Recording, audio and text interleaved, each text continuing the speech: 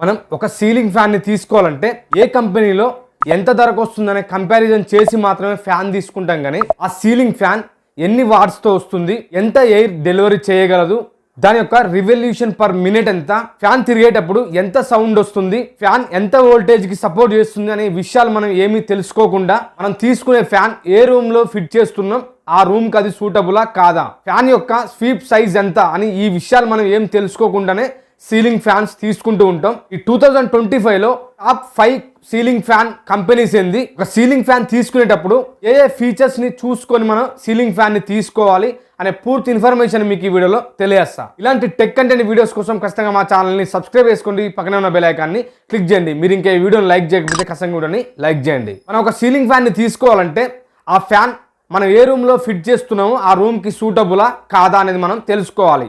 దాన్ని మనం ఎలా తెలుసుకోవాలంటే 6 feet into 6 feet రూమ్స్ లో లేదా అంతకంటే తక్కువ డైమెన్షన్స్ ఉన్న రూమ్స్ లో